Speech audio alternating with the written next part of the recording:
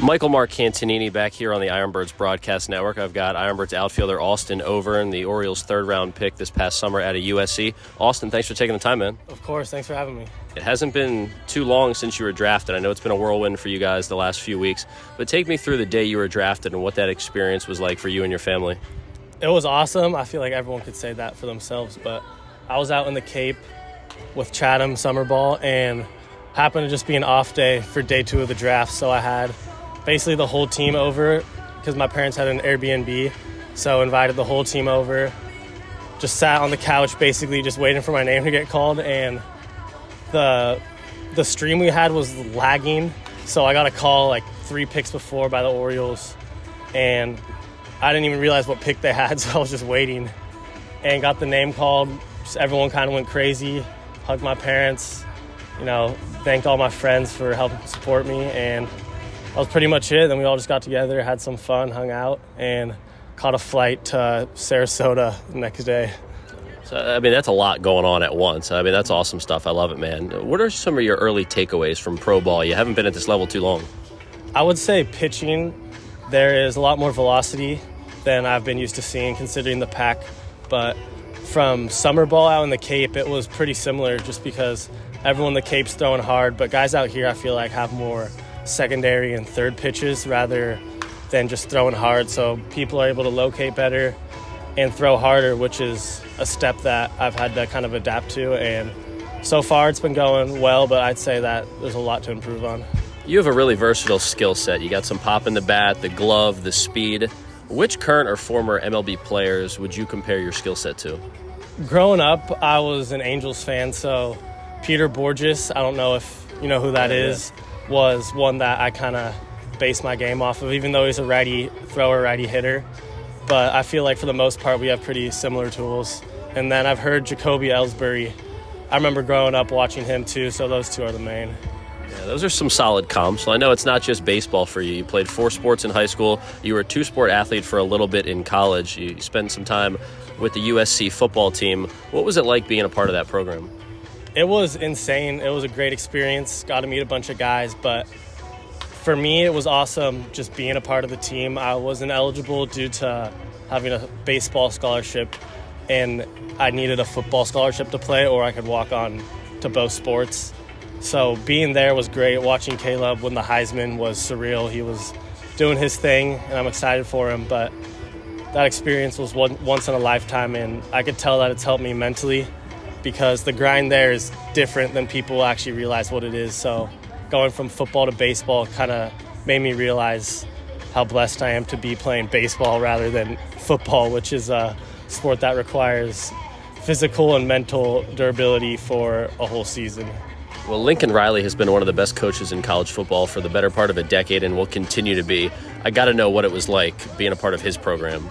It was awesome. He's a great coach. I expected him to be more hard on us, but he was probably the most laid-back coach out of everyone, which I feel like for a head coach is good in some senses, but I never saw him get mad, and he is one of the smartest people I've ever been around. Just the way he works the playbook and balances both offense and defense.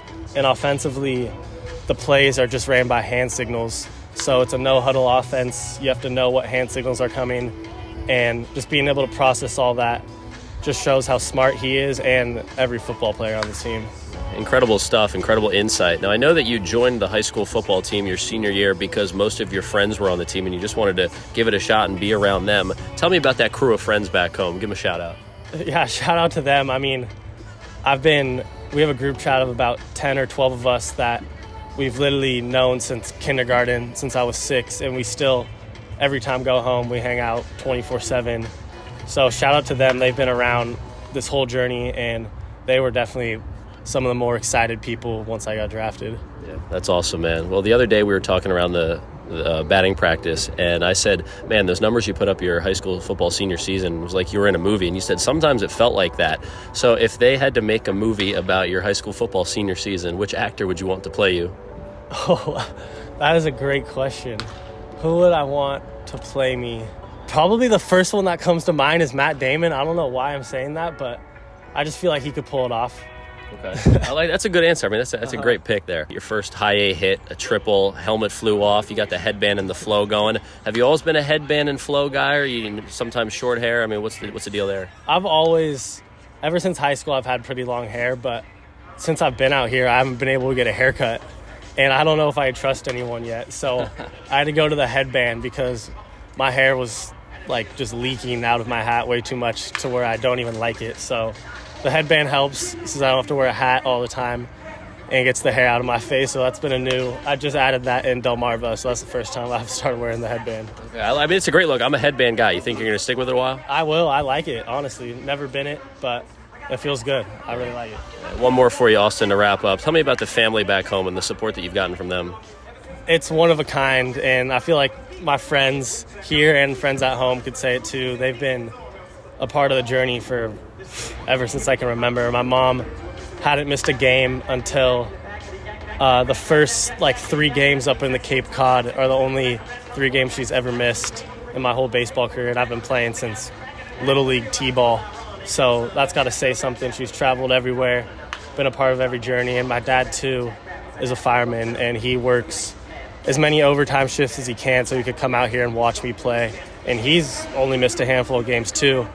And then grandparents back at home, they live across the street, and they're just, completely active on social media, Twitter. They live for that stuff, and they're just as close to this journey as my parents. And the love and support is one of one, and I'm just blessed to be able to say that. I love it. Well, shout out to Austin's fan back home, IronBirds outfielder Austin Overn joining me on the pregame show. Thanks for doing this, Austin. Yes, sir. Thank you for having me. Michael Marcantonini back here on the IronBirds broadcast network. I've got IronBirds catcher Ryan Stafford, 5th-round pick out of Cal Poly this past summer by the Orioles. Ryan, thanks for doing this, man. Yeah, no problem. I know it's been a whirlwind last few months for you, playing college ball, a run with your squad, then getting drafted and moving to different affiliates. I mean, just where's your head at right now? Yeah, I guess I wasn't quite expecting to be here for this final week, but now that we just get this 1 week at a time in Aberdeen, I'm just trying to enjoy it, I guess, get to know the people that are around here. Just taking every day as its individual day and working on whatever they got for us. What has it been like getting to know your new teammates, especially the guys that you were drafted with in that class? Yeah, that's been the coolest part, is coming up here with all those guys. We've gotten pretty tight between our time in Sarasota and then up in Delmarva and here, so getting to make that transition together has definitely been beneficial for all of us. That's going to be a cool relationship that will continue growing throughout the years. Yeah, that's awesome, man. Well, you had a great college career out in California. You're from California. A lot of big numbers with the bat, of course, like most of you guys, but you also can get it done on the defensive end. You're the reigning Big West Defensive Player of the Year. Mm-hmm. What did that honor mean to you, getting that? That was really cool. I'm always taking pride in my defense, especially as a catcher. Now that I'm out here, I'm getting to play some different positions, but home plate is where I've played my whole life, so I think having pride in what I do defensively just as much as the offensive side is such an important aspect of catching, just to be able to lock it down and make our pitchers as good as they can be. So getting that recognition on the defensive side is pretty cool, but just, I guess, being able to work with my pitchers and get the most out of them is probably even cooler than that. You had a caught stealing rate of over 50% this past season in college, so you threw out more guys than the guys that were successful against you. I mean, why did guys keep running on you? That's a good question. I thought it might have been a little lower than that. I'm curious, but I don't know. I guess our pitchers had some slower leg times in college, so they thought they had some opportunities to go on those guys. But, yeah, I guess if they give me a chance, I'll do everything I can to get those guys for them. Well, I know you mentioned playing some different positions here in pro ball, and I definitely want to talk about that. But first, as a catcher, growing up, who were some of your favorite big league catchers, guys that you admired and wanted to be like? Oh, that's an easy one. So growing up a Giants fan, Buster Posey was the man, especially for me as a catcher. But he was such an amazing role model both on and off the field. And I actually had a great opportunity to meet him over the summer at the Buster Posey Awards in Wichita. So that was a really, really great experience. I get to learn from him, see how he handles his business off the field, which is just as important to me, too, as being a good player on the field. So he's been an amazing role model my whole life. Got to watch a lot of amazing games with the Giants when I was growing up, too. So that's a really cool part of my childhood that fosters that love for baseball, and it's something I can go back to at any point. So being a Giants fan and a Posey fan growing up and then getting to meet him years later, I mean, pretty full circle. What does that specific experience mean to you? Yeah, that was surreal. And I had my family out there as well, so we got to sit down and have a couple meals with him. And, I mean, that's just like my childhood hero, someone I'd looked up to for my whole life. So getting to spend a few days with him was quite unreal. We got to do a few things together. Like we ran a little catcher's camp that we were there for like an hour or so, and then we went over to a children's hospital as well and got to see some patients there. So all around, it was such an amazing experience.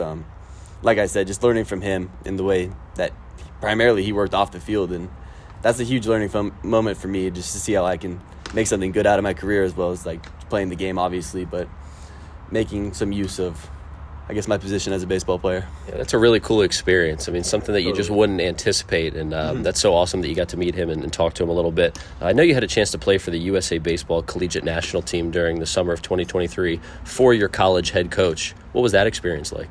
That was another great experience. It's something that you just dream of your whole life, is to wear the USA. So all of these things becoming like realities for me, it's quite surreal. But also, it was really cool because I got to meet a few guys that I'm now out here with, like between Griff and Overn and Ethan. So it's another great opportunity where you get to go out and meet a whole new group of baseball players. And I think that's the best part about any of these experiences, where you get to go play somewhere and play with a new group of guys, is you get to make those connections that will last for your entire career and life. So just from that, I mean, the coolest part is like now I have teammates that I knew from last summer, and we get to continue to grow upon our relationships together too.